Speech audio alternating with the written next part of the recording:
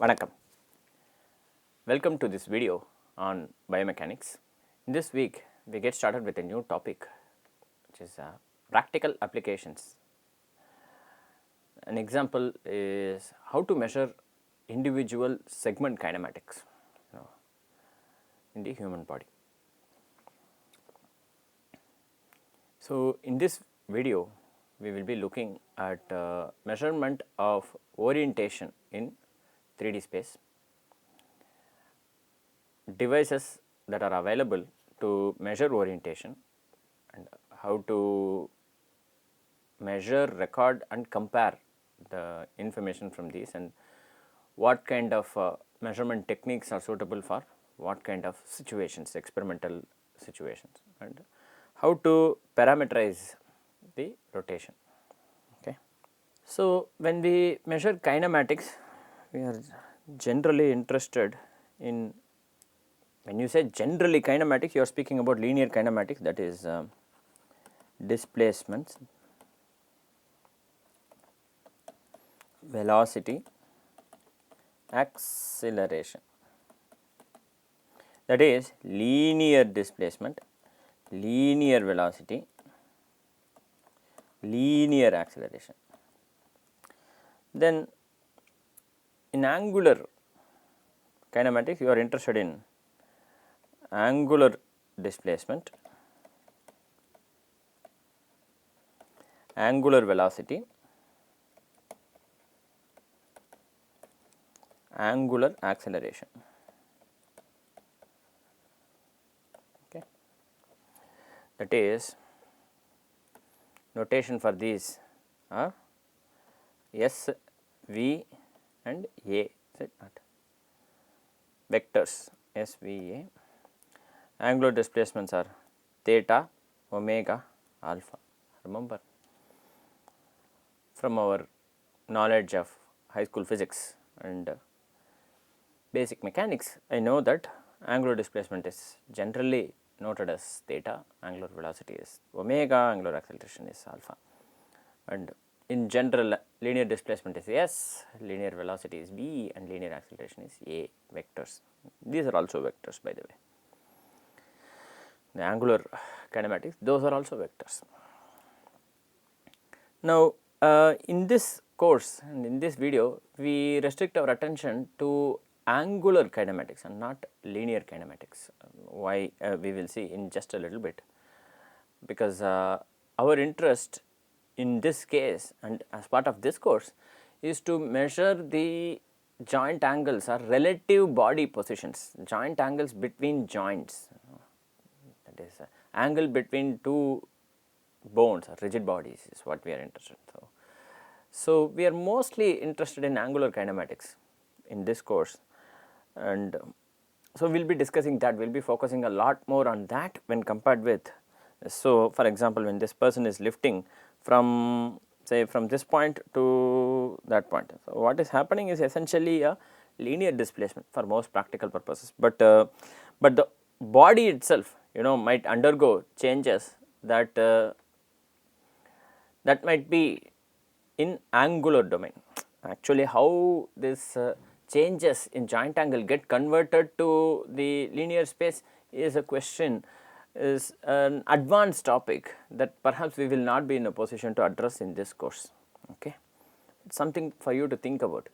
How joint rotations, I will leave this as an exercise, if possible you can try this, how rotations that happen about individual joints get converted to linear motion in the Cartesian space, that in the real world. How is that happening?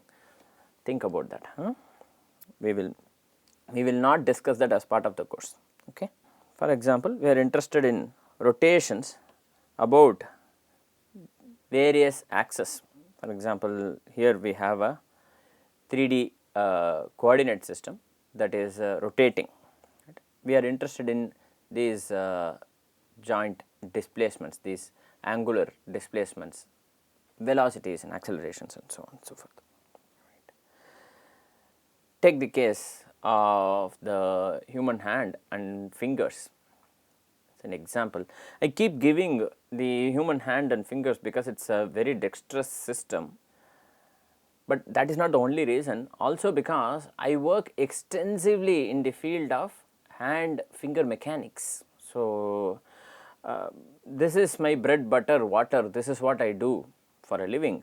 So, obviously the examples that I will give will come from this space, but that is not the only reason. The reason is also that it is a system that is having a large number of degrees of freedom, that many examples can be given just with this one single system. That is the other reason. Here what is shown is the movement in a proximal interphalangeal joint, right. Some angular excursion that is happening at the PIP joint, proximal interphalangeal joint. Note that these joints are modeled as hinges. They have only 1 degree of freedom, and so the movement is going to be restricted to that. Okay. And the amount of excursion that happen are also restricted by the anatomy and the muscles that are powering this. So, the range of motion is also defined by that. Okay. Now, we will spend some time discussing how we can measure orientation in 3D space. So, we are interested in measuring orientation of a body, of a rigid body in 3D. What are the various ways in which you can do it?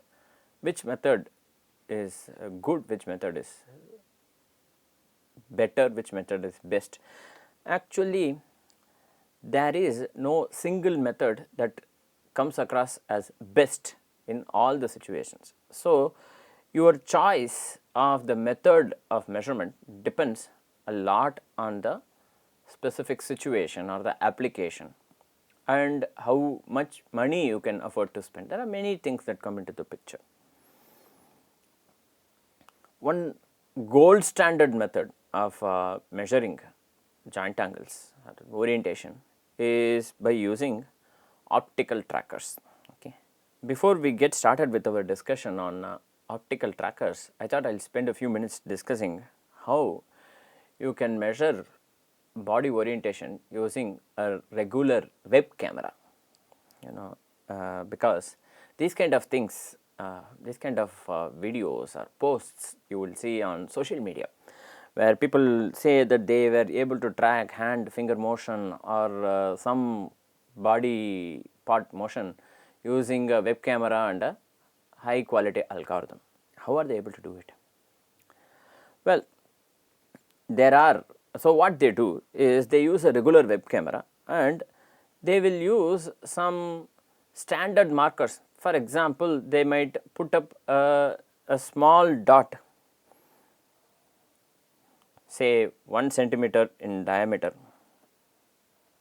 something like that, white in color, and they will train a network to track this dot that is placed on the body part. They will have a high quality processing system, and so they will have an algorithm that uses, because the computational techniques to process this kind of information, to process video, are well developed, and the hardware that is available to process video are now well developed. They will have a high quality algorithm that is running in a high quality hardware system that will track this particular marker, so to speak. This marker is not a real marker. They will just place a small, for example, a 1 centimeter circular paper, a sheet of paper that is just put on the person's body part of interest using, say, double sided tape or glue or something like that, and that is then tracked using this algorithm. And usually these tracking systems are almost real time. So, that means that they must be of really high quality, they must be very deep, they must have done quite a bit of analysis to arrive at this. So, these kind of methods are now becoming more and more popular. Also, there are these standard codes such as this deep lab cut, for example, that are used in estimating the pose from regular video. Remember, these kind of techniques rely more on software, rely more on code and hardware to run this code. So, the particular data capturing system itself might not be an expensive system. So, there are these kind of techniques that are coming up. However, in biomechanics we are interested in not just getting a general sense of the posture, we are also interested in getting this data at a relatively high level of accuracy.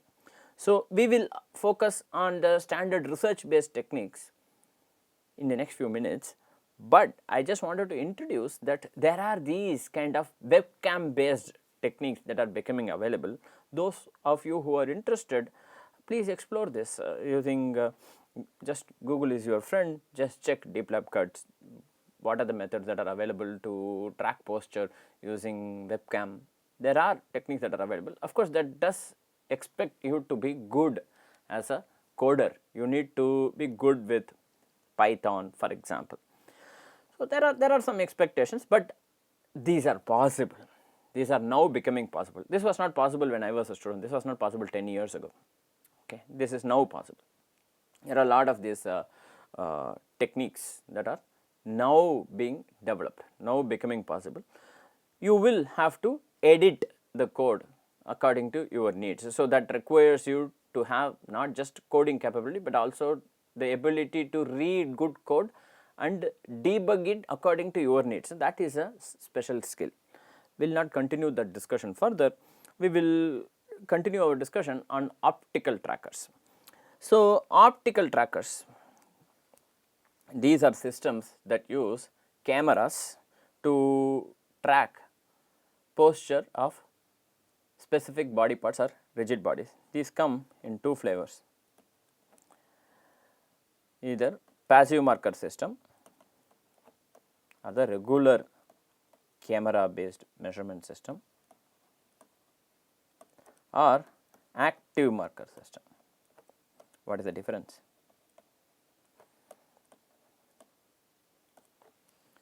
Well, the difference is that passive markers, the system is passive, active marker, the system is active. Well, you will have to define a little bit more than that, right?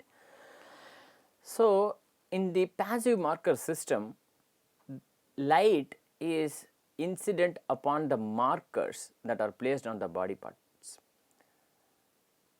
The markers themselves just reflect the light that is incident on them. So, something to keep in mind that these are passive reflexive markers, reflexive or reflective, however you say it, whichever is the correct English word or technical word, check that. These are passive reflexive markers. So, that means that they do not have energy consumption by themselves. So, these markers are placed on specific body segments and light is incident on them, and these markers reflect the light that is incident on them. The cameras capture the reflected light, and then there is a calibration routine and a calibration method, and then a rigid body model of the measured body part is then being generated, which then is used to reflect these movements, hopefully in real time or at least for analysis. There are advantages and disadvantages to this system, which I will discuss in just 1 minute. Active marker systems are those in which the markers generate light at a given wavelength. This may be, by the way, in both these systems, the light may be regular visible light or IR light. Okay. So, active marker systems generate light at a given wavelength. So, each of the marker has a specific signature wavelength. So, if you tell the software, the managing software that is going to collect this data, where you are placing a given marker, the marker has a code number and that code number is placed, say for example, in the upper arm, and so the software is expecting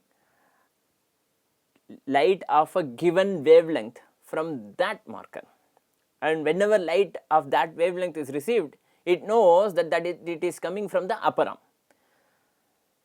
Another marker that is placed in the forearm, for example, will send this light at a different wavelength, and the system knows what is that wavelength too, and likewise for all these body parts. So, it knows based on what is the wavelength of the light that is measured, it knows from where it is coming, and so generation of this model is a relatively simple process. Not just that, sometimes what happens, let us say that I have a set of passive reflexive markers that are placed on my two arms, both these arms, and I am doing that, where you are watching me, where the camera that is measuring this movement is placed where this visible light camera that is measuring our recording is placed at around the same place, and I am doing that, for example. Now, what will happen is that the markers that are the passive reflexive markers will cross over each other, right. For example, when I am doing that kind of a movement, there will be crossing over of these passive reflexive markers. Sometimes some of the markers will not be visible, so there might be tracking problems. Nowadays, software is available to automatically track the markers. Sometimes, nowadays relatively rarely. In the good old days 15 years ago, tracking this was a manual process, involved quite a bit of manual process. Now, more and more the softwares are becoming more and more smart, that they are able to do this tracking in a much better way, that the amount of manual intervention that is required is minimized, but it still is involving some amount of manual intervention. For example, when I do this, it is not clear which marker is, because the marker on the palm of the left hand and the marker on the palm of the right hand will cross over, and you do not know which palm is going where. There will be a little bit of a confusion. Usually this should not be there, but it could happen. So, there will be tracking. So, there will be tracking problem. So, the disadvantage of the passive reflexive marker system is that there may be tracking errors or tracking problem, or there might be a need for manual tracking in the passive reflexive marker system. If I use the active marker system, this problem will not be there. Why? Because the marker on the right hand and on the left hand will use different wavelengths. So, when I move, there is no confusion to the camera which hand is moving in which direction, because these lights have different wavelengths, or this light, or these two markers send out light at two different wavelengths. So, there is no confusion, and so tracking is relatively easier, extremely easy. So, there is no need for manual intervention. But is it that this system has no disadvantage? There is the disadvantage that active marker systems are active, that is, they require energy. If you have to generate light and transmit it, you will need to spend some energy that has to come from a battery. It can have a central battery from which all these markers are powered. That means that central battery will have to be connected to all the markers via a cable. Whenever a cable is involved, it is possible that cable might restrict movement. There are many constraints that come into this. Or the other idea could be that I can have individual markers that come with their own battery. In this case, there will be no cables, but the disadvantage is that each of the marker will be bulky, that it cannot be put on small parts of the body such as fingers. There are many challenges. So, challenges are there both for passive reflexive markers and for active markers. You will have to make the choice as to which one do you want. In general, optical tracking is considered gold standard when it comes to measuring kinematics. There is no second thoughts about that. There is no second, there are no challenges, there are no questions about that. And nowadays, technology is available to provide this feedback in real time also. So, there is quite a bit of advancement in this field. In general, optical tracking systems are considered the gold standard, and they are also somewhat expensive. There are some systems, for example, OptiTrack type of systems that are relatively inexpensive, but they have their own limitations as well. So, you cannot have the cake and eat it too, but there are now relatively inexpensive systems, or what are called as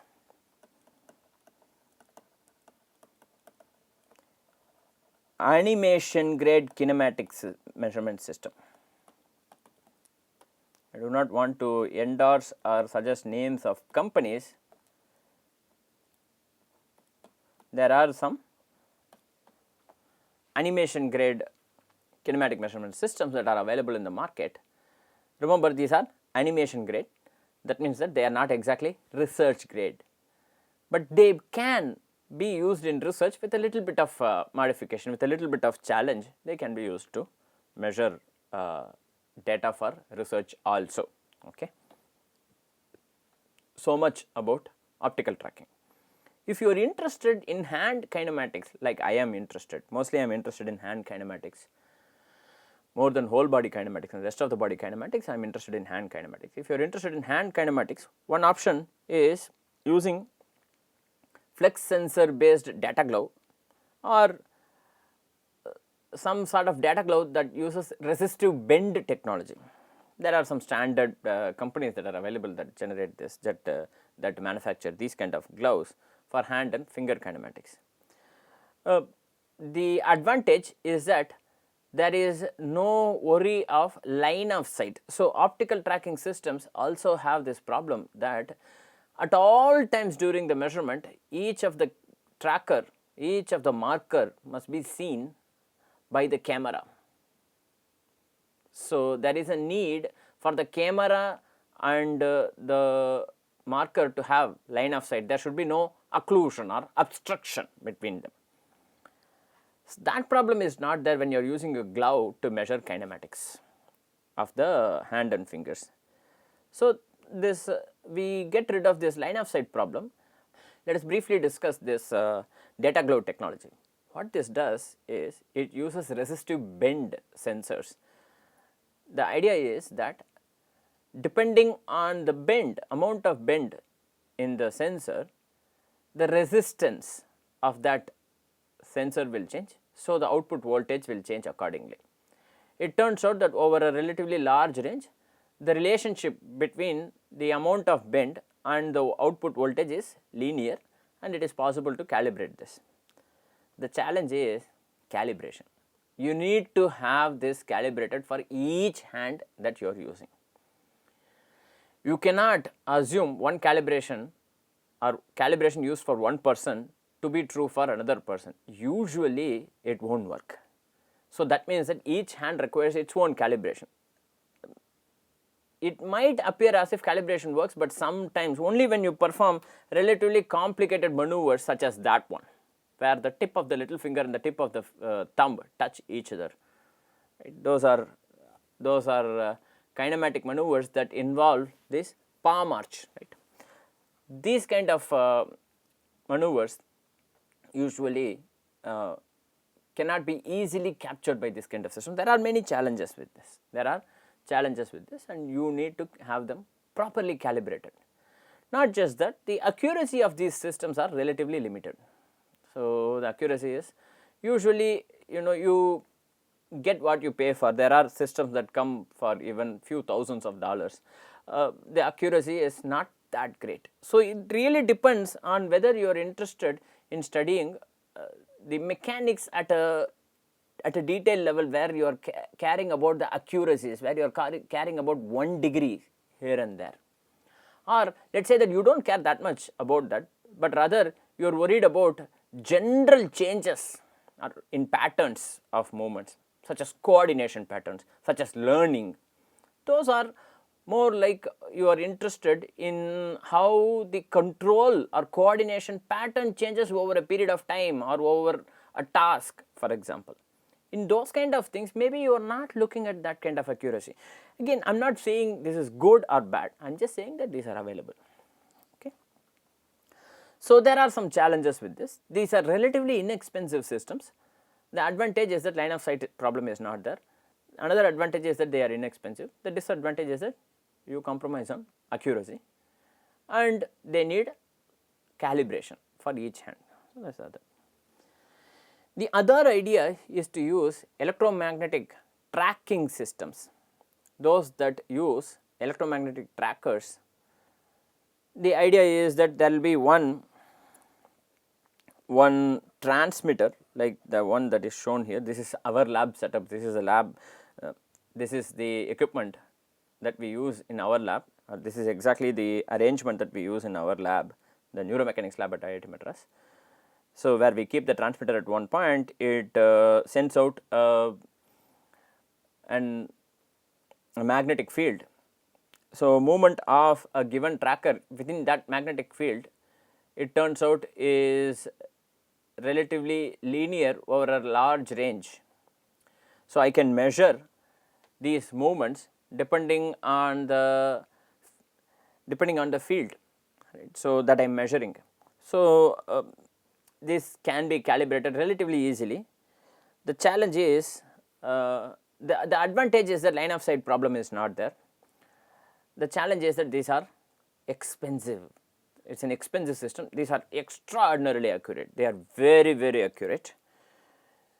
They are expensive, but there is a bigger challenge that instrumenting these on small parts of the body like the hand can be very tedious.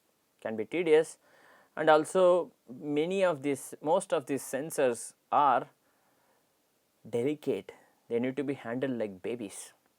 So, unless you are working with slow movements, these may not work well, because if they are very fast, there is a possibility that the cable might snap, which will essentially cause damage of this equipment. So, there are some challenges with this kind of equipment also. They are expensive, they are accurate, but they are expensive, and they are also fragile or very delicate. They need to be handled carefully, and preferably they must be used only for movements that are relatively smooth and not very fast, not high velocity. Sometimes when you are using fingers and when people are making that kind of very fast movements, it is likely that there might be a snapping of the cable and the coil that is used for the measurement. This permanently damages the sensor and is not covered by warranty. So, the manufacturer will not replace this for you. So, there are some challenges and difficulties with this kind of measurement system.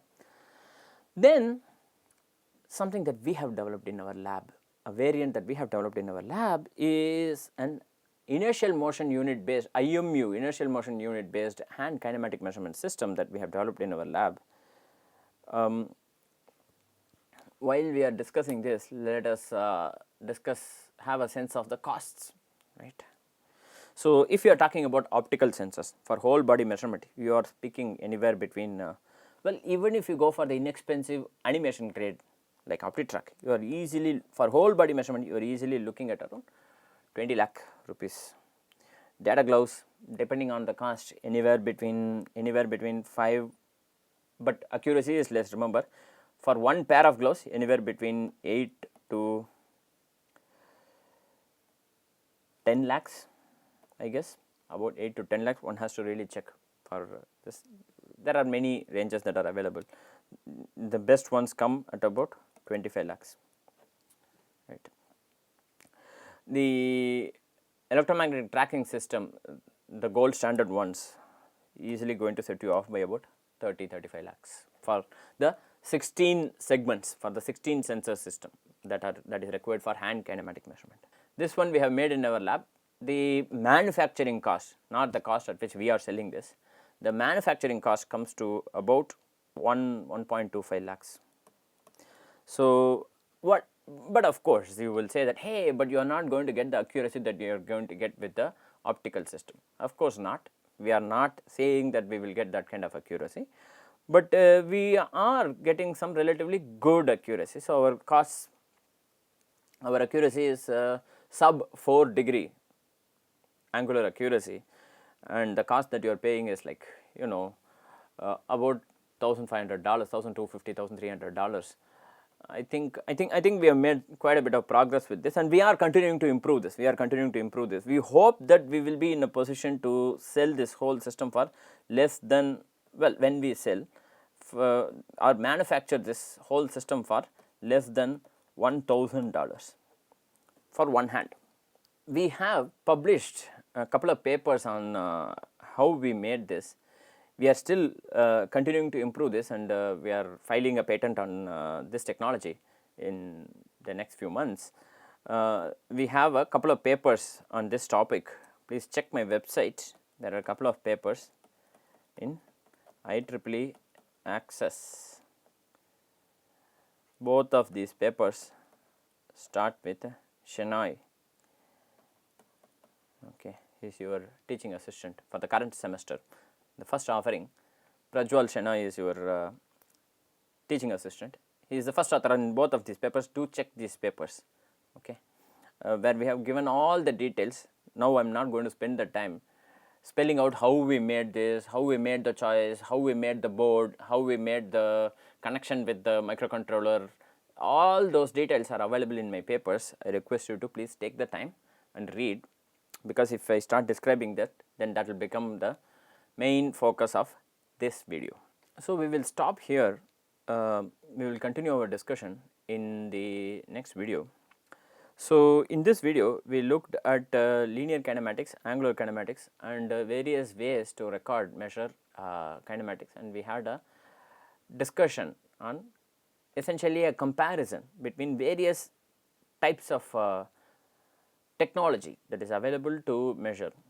And the take home message is that it all depends on what you want. Cost is a constraint, the accuracy that you want is a constraint, the specific requirement in terms of whether line of sight is needed or not, line of sight occlusion may happen or not in your task is a constraint.